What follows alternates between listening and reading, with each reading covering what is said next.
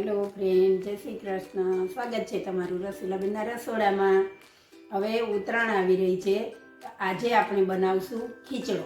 હવે ખીચડો આજની જનરેશનને કોઈને ખબર જ નથી કે ખીચડો કેવી રીતે બને છે, બરાબર? તો ચાલો આજે આપણે બનાવીએ ખીચડો. અને એ 7 ધાનથી બને છે, તો એમાં કયા 7 ધાન વપરાય છે એ પણ આપણે જોઈ લઈએ. તો આપણે અહીંયા સૌ પ્રથમ લીધી છે જુવાર. એનો ખીચડાનું મેઇન પાર્ટ છે જુવાર. તો જુવારના દાણા જો આ રીતે સફેદ અને કાર્બુરિયો જુવાર નથી લેવાની, આ જે સફેદ જુવાર આવે છે એ લેવાની છે. તો અહીંયા મેં 400 ગ્રામ સફેદ જુવાર લીધી છે. એમાં આપણે લીધા છે 50 ગ્રામ દેશી ચણા, આપણા જે બ્લેક ચણા આવે છે ને એ. હવે એમાં મેં લીધી છે સફેદ ચોળી, એ પણ 50 ગ્રામ. 50 ગ્રામ કળથી લીધી છે. હવે કળથી આજની જનરેશનને કળથી અનાજ શું કહેવાય એ ખબર જ નથી હોતી, તો આપણે એમાં કળથીનો ઉપયોગ થાય છે એટલે કરીએ છીએ. અને એમાં લીધા છે મેં 50 ગ્રામ લીલા મગ સૂકા, અને એમાં મેં લીધા છે 50 ગ્રામ મઠ, અને એમાં મેં લીધા છે 50 ગ્રામ ઘઉં. હવે આ બધી વસ્તુને આપણે પલાળવાની છે. હવે અત્યારની જનરેશન પ્રમાણે જે ખોરાકમાં આપણને પ્રોટીનનું પ્રમાણ મળે છે એ સોયાબીન. તો મેં અહીંયા 25 ગ્રામ જેવા સોયાબીન લીધા છે. હવે આ બધી વસ્તુને આપણે એક એક કરીને મિક્સ કરી દઈશું જુવાર સાથે. આ રીતે આપણે મિક્સ કરી અને બધા જ અનાજને ધોઈ લેવાના છે. કોઈ 7 ધાનનો ખીચડો બનાવે છે, કોઈ 9 ધાનનો ખીચડો બનાવે છે. એકચ્યુઅલી 7 ધાનનો જ ખીચડો હોય છે, પણ હવે એમાં વેરિએશન લાવી અને લોકો વધારે નાખે છે. તો આપણે આ બધું જ કઠોળને સરસ રીતે પલાળી દઈશું. હવે એમાં આપણે નાખીશું ઘઉં.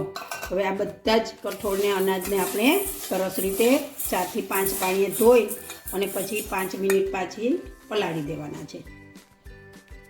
જો આપણે કઠોળને અને ધાનને બધાને સરસ ધોઈ લીધા છે. હવે એમાં આપણે પાણી એડ કરીશું. રસોઈ કરવા માટેનું જે પાણી આવે એ એડ કરી દેવાનું છે.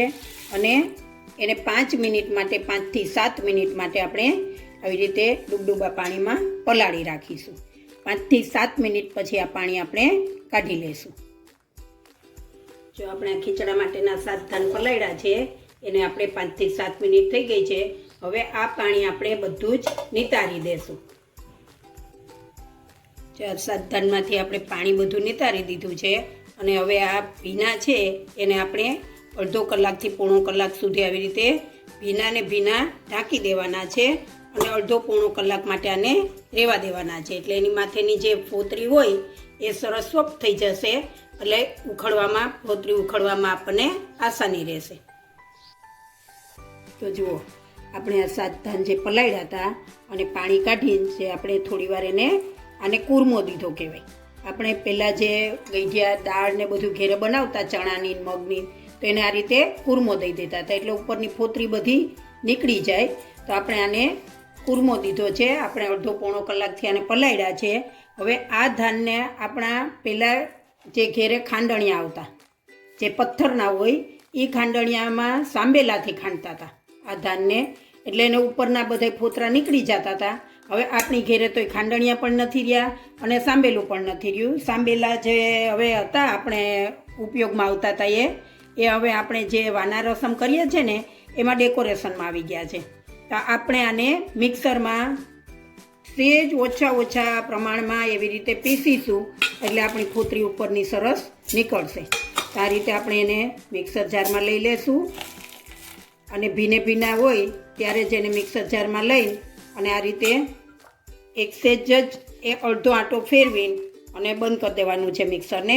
એવી રીતે આપણે ફેરવી લેશું. જુઓ આપણે એકદમ બહુ જ ઓછા આમ આટા લગાવવાના છે મિક્સરના. આ રીતે આની ઉપરની ફોતરી જે છે એ અનાજમાંથી નીકળશે. તો આ રીતે આપણે બીજું બાઉલ પણ દળી લઈશું. જો આ રીતે ઉપરની ફોતરી નીકળે એવી રીતે એને સેજ આંટો ફેરવવાનો છે.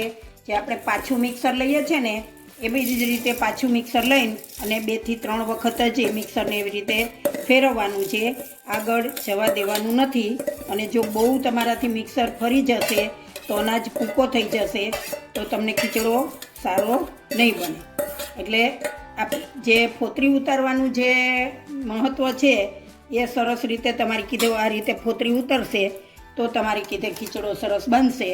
અને હવે આ મિક્સરને આપણે આ રીતે દબાવીને અને સરસ પાછું 2 કલાક મૂકી દેવાનું છે તપેલીમાં એમને ઢાંકીને. જો આ ધાન આપણે સરસ રીતે મિક્સરમાં હલાવી લીધા છે, ફોતરા એના થોડા ઉખડી ગયા છે.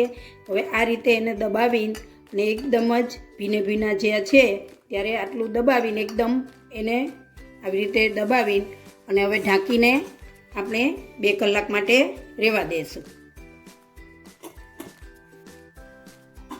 જો આપણે જે સાત ધાનનો ખીચડો પલાળીને મૂક્યો હતો એને 1.5 થી 2 કલાક થઈ ગયા છે. તો આપણે આ રીતે એને સરસ ખુલ્લો કરીને અને આવું મોટું વાસણ હોય ને એમાં આપણે લઈ લેશું. હવે આ વાસણમાં આપણે આને 2-3 કલાક આ સરસ એકદમ કોરો થઈ જાય ને ત્યાં સુધી એને ઓળો કરીને અને સૂકવી દેશું. પછી આના જે ઉપર જે ફોતરા છે ને એને સરસ આપણે મસળીને અને ઝાટકી લેશું. આને હવે આપણે થોડો સૂકવવા દેવાનો છે. જો આ ધાન જે પલાળેલા હતા એને આપણે પંખા નીચે 2 થી 3 કલાક સૂકવી દીધા હતા. હવે એ સરસ સુકાઈ ગયા છે અને ફોતરા એના સરસ આવી રીતે મસળીને અને જુદા જેટલા થાય એટલા કરી નાખવાના છે.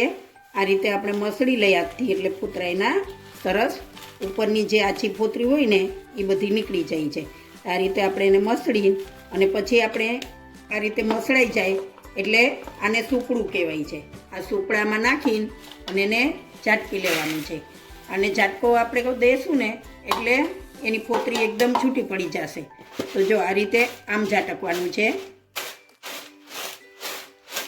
હવે આ રીતે ઝાટકી છે એટલે આ ફોતરી બધી છૂટી પડી જાય છે. તો આ ફોતરી બધી જ આપણે એને છૂટી પાડી અને આ રીતની ચોખ્ખો જે ધાન બધા ચોખ્ખા થઈ જાય છે એનો આપણે ખીચડો બનાવવાનો છે. તો આપણે બધા જ આવી રીતે આ ખીચડાને સરસ ઝાટકીને અને જે વધારાનો એનો કચરો છે એ કાઢી લેશું. જો આપણા ખીચડો ઝાટકીને તૈયાર થઈ ગયો છે અને આપણે એકદમ ચોખ્ખો કરી લીધો છે. તો એની અંદરથી આ રીતે આપણે કચરો જે નીકળે છે એ લઈ બહાર કાઢી નાખવાનો છે અને આ ખીચડાને આપણે ચોખ્ખો કરી લેવાનો છે. હવે આપણે ખીચડો બનાવવાની તૈયારી કરીશું. જો સૌ પ્રથમ ખીચડો બનાવવા માટે આપણે આ ખીચડાને જે મેં બનાવ્યો છે કોરો એને આપણે ફ્રોઝન પણ કરી શકીએ છીએ. જો તમારે ફ્રોઝન કરવો હોય તો તમે વધારે માપમાં ખીચડાનું આ બધું ધાન લઈ અને એને એકદમ કોરો થઈ જવા દેવાનો છે. અને આપણે આ પંખા નીચે સૂકવેલો છે.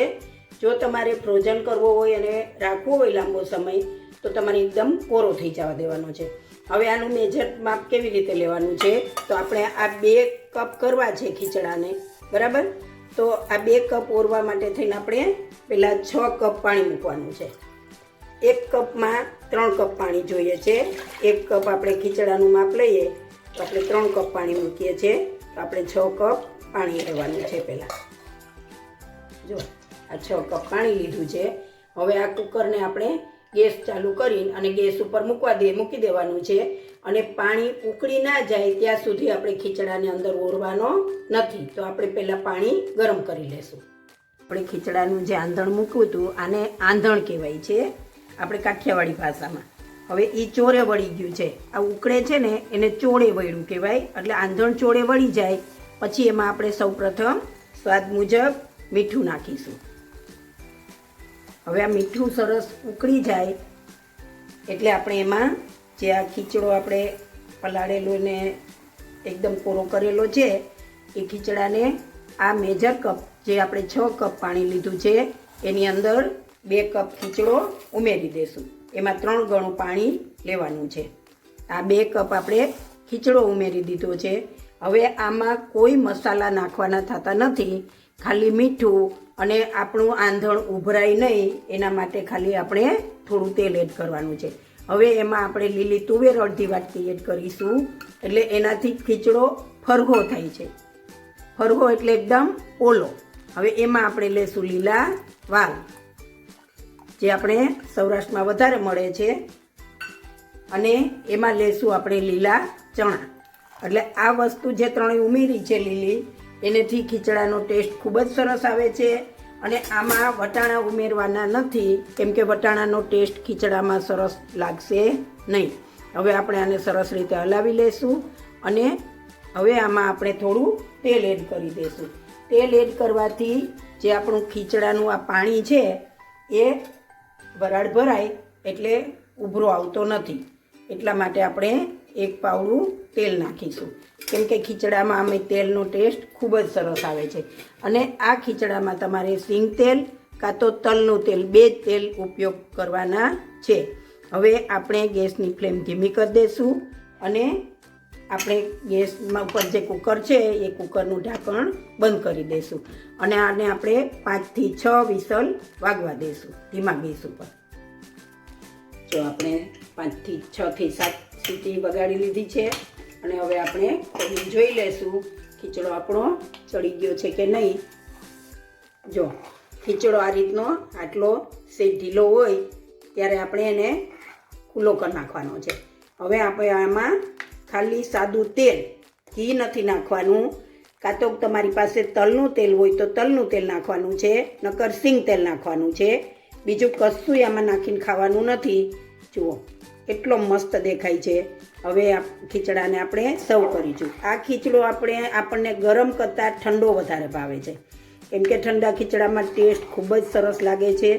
અને જુઓ એકદમ મસ્ત બન્યો છે ને.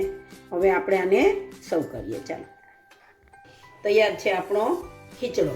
હવે એમાં અમે નાના હતા ને તો મારી મમ્મી બધાય ભાઈ બહેનને આમ બેસાડી અને આ રીતે તેલ રેડીને અને ગીત ગાય, ખાંડીને કુંડીને રાંધ્યો ખીચડો, ખીચડામાં નાખ્યા તાજા તેલ જો, એ ભાવે તો ફરી ફરીને માગજો. આ રીતે અમને ખીચડો પીરસવામાં આવતો હતો. આ ખીચડામાં સિંગ તેલ ખૂબ જ સરસ લાગે છે અને તમે પણ ટ્રાય કરજો આ રીતનો ખીચડો બનાવવાનો. અને મારી મમ્મીનો ખીચડો બહુ જ સરસ બનતો હતો, એટલે મારી મમ્મીએ અમને શીખવાડ્યો હતો ખીચડો. તો મારો ખીચડો પણ એટલો સરસ બને છે. અને મારા ભાભી છે એની કીધે પણ ખીચડો બહુ જ સરસ થાય છે. જો અમે તો આ રીતે સાદો ખીચડો જ ખાઈએ છીએ, પણ તમારે વઘારવો હોય તો આ ખીચડાને લીલા કાંદા, લીલું લસણ, લીલા મરચાં નાખી એનો વઘાર કરી અને સિંગ તેલમાં તમે આ ખીચડાને વઘારી શકો છો. હવે જો મારા આ ખીચડાની રેસીપી તમને ગમી હોય તો મારા વિડીયોને લાઈક કરો, શેર કરો અને મારી ચેનલને સબસ્ક્રાઈબ કરો.